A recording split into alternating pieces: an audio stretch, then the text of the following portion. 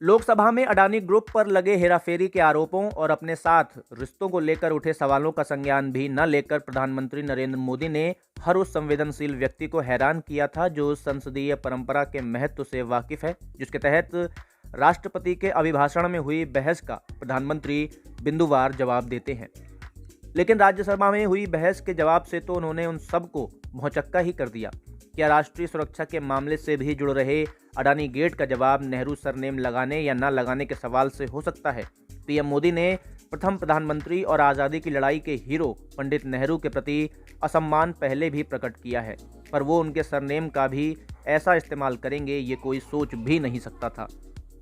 वैसे संघ के जिस संगीत विद्यालय में मोदी जी की राजनीति के सुर सधे हैं, वहाँ मालकौंस राग नहीं बल्कि राग कांग्रेस कोस ही मुख्य पाठ्यक्रम है।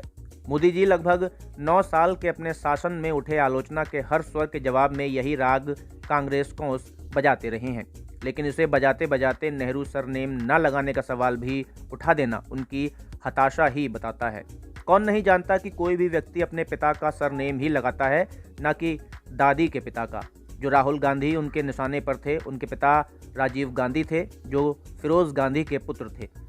1942 में फिरोज गांधी से शादी के बाद ही इंदिरा नेहरू का नया नाम इंदिरा गांधी हुआ था और इसे नेहरू जी और गांधी जी का आशीर्वाद हासिल था। वैसे ये सामान्य जानकारी तो उन्हें अपनी पार्टी के सांसद वरुण गांधी या उनके पिछले कार्यकाल में कैबिनेट के मंत्री और पार्टी सांसद मेनका गांधी भी दे सकते थे, लेकिन शायद आज़ादी के पहले घटी घटनाओं का इतिहास पलटते हुए मोदी जी शर्माते हैं, क्योंकि वहाँ उनके वैचारिक पुरखे और संगठन अंग्रेजों के साथ खड़े नजर आते हैं।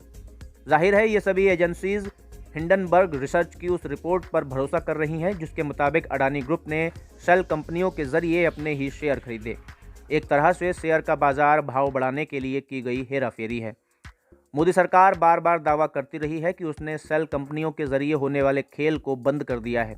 ऐसे में हिंडनबर्ग रिसर्च के बाद उसे खुद ही कार्रवाई करनी चाहिए थी। इससे उसकी साख भी बचती और मोदी अडानी भाई भाई जैसे नारों के शोर के बीच पीएम मोदी को राज्यसभा में भाषण देने की असहज स्थिति से ना गुजरना पड़ता।